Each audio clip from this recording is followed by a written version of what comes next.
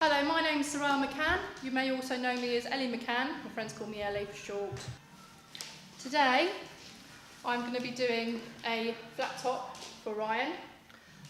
Before we start though, I always find it's really important that we go through a scalp analysis and making sure that there's no cuts and abrasions through there, making sure that the scalp is really nice and healthy. Making sure that the hair, which way it grows, growth patterns, etc. So now we've done the gowning up, bit of sanitisation and equipment. So every time I'm going up with my clipper, I'm also flicking it out. That doesn't give me a harsh line.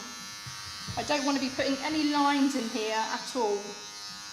And before I go up through a section with the clippers, I'm combing down, making sure that the hair is all in one uniform layer.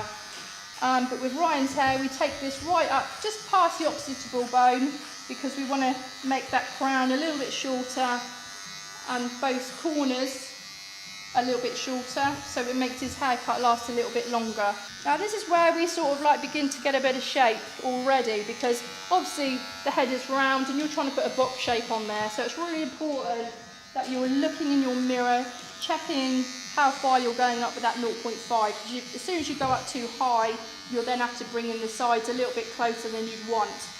With Ryan's hair though, we actually want to take that in a little bit tighter there. As I mentioned before, it's a little bit better for him for school. So now we've gone for a 0.5 and we're just whipping it through there. As you can see, I'm just literally using the last quarter of my blade. And I'm actually, if I do that, you'll see what I'm doing there. I'm flicking it at that angle, not that. So I'm flicking it out. This is where Ryan will start itching a little bit. So it's really important that we keep him brushed off. Now I'm going to go in with a number 2. And I'm now closing the blade down. Still using this comb, my favourite. And now I'm taking that right past the temple.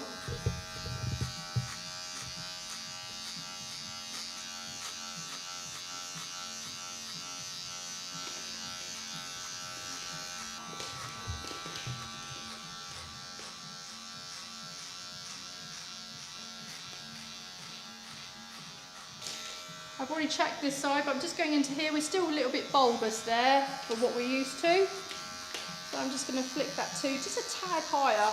It makes all the difference. We've got a 0.5 flicked into a number 2, so we've got to get in between there. We can, I tend to like this, it's the Wild Fading comb. Not only that, most hair colours that you use, that you see rather you're working with, they go straight through this comb and it's really easy to use and it's really easy to see where you are at. So moving the clipper up, keeping the comb moving as well.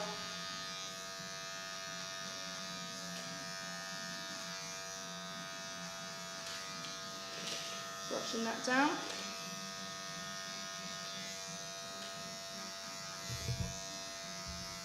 You don't get many heads of hair that sort of you have to really work through the comb, really work with different clippers and different techniques. So it's a real buzz to be doing Ryan's hair. So now we're coming up to the side. So this is where I start to use your mirror. So now we've sort of we want to box this up a little bit. Just going to blend this 0.5 in with this 2 a minute.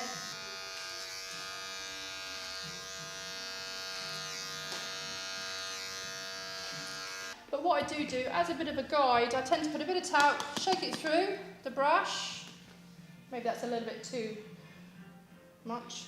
And I just tap it through the hair. And that then highlights where I need to take out a little bit. And I know we need to be taking out here. You can see the longer hair. So with the lighting of this time of day as well, it just helps me actually find out where I need to be working through. So I'm going to use up a minute. I'm going to open that blade up a little bit just to make sure. And what I tend to do when I've done this state, what I'm looking for is actually not what I can see with the talc, where I need to be working in a bit more, but I'm actually listening for the hair coming off. Checking the silhouette now. Got a little tiny bit there that needs to come down. Don't know if you can see that on the camera, but I've just got this tiny little bulbous bit here. I just need to whip that out. And pull that scalp up. This is what a lot of people do. This is a really good technique for fading, I find. Stretching it up there, bringing the hair away from the scalp. I've already blow dried Ryan's hair up, ready. So I'm going up here, so I'm going to start getting this crown down. So taking the flat topper up through the hair, quite firmly. I always say to the staff, you're the boss of your tools. You can't blame anything on your tools. It's what you do with them, what counts. These corners are going to go down quite tight. And as you notice, I go up. You'll notice that I go up and I bring it down just gently, just to take the tension off that hair. And then I'm basically controlling where that hair is going to be sitting. I don't want to be going up here and dragging the hair through it. I want to be up, bringing it down slightly.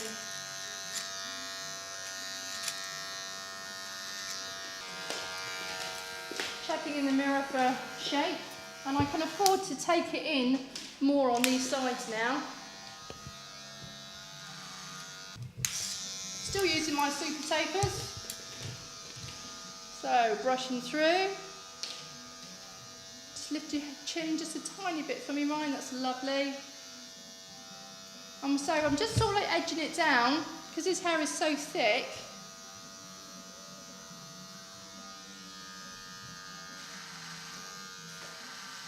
I'm actually sort of taking the crown down to actually sort of like the depth of the actual flat topper.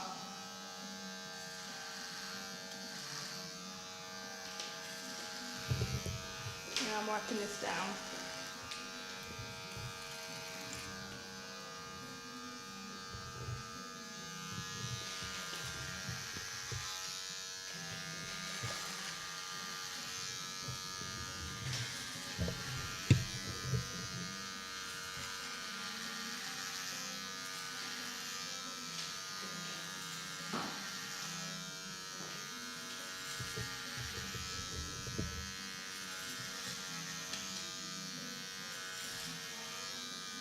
So now as well, we're getting to the stage that we've got the top is down nice and tight, right at the top of the head there. And as you'll see that these sides are actually beginning to lay down. So this is where I use a little bit of product. So not only are we checking that way, we're also checking this way. And you'll see that you've got a little bit of a bow there, just bowing up slightly in the middle there. Don't know if you can see that. So, going all the different angles, checking in the mirror.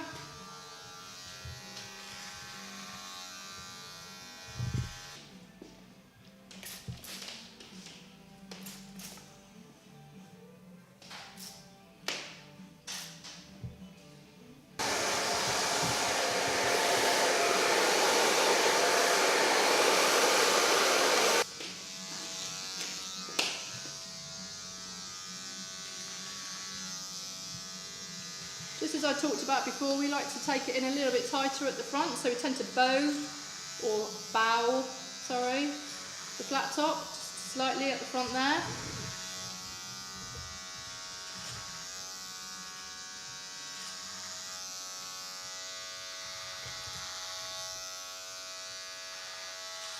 But I just want to finesse it a little bit. You'll see where I've gone in with the flat topper.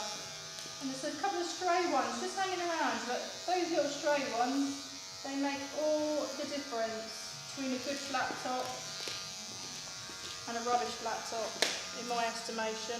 Checking the silhouettes, I can see that there's a little bit of a bulbous side there.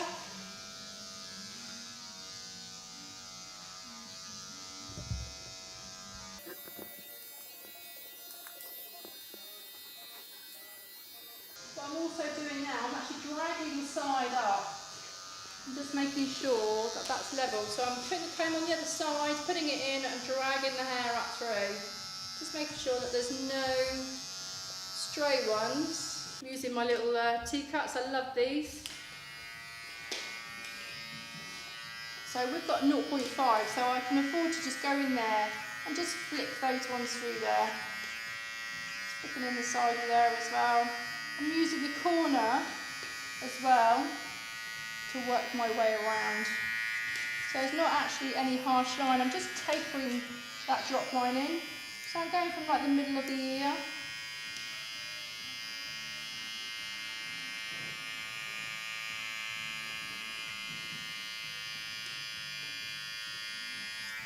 It's really important that necklines are really finished off really tight.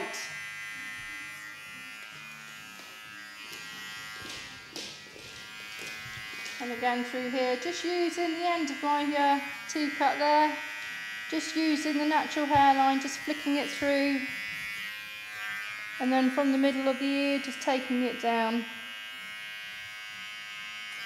I tend to take sometimes I take a little bit more out of the hairline, depending on growth patterns.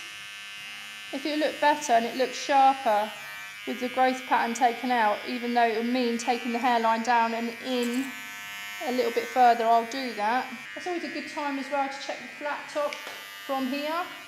That's an area that you can't actually see while the head is up straight. With a blade, every customer has a fresh blade. Every customer has fresh gloves.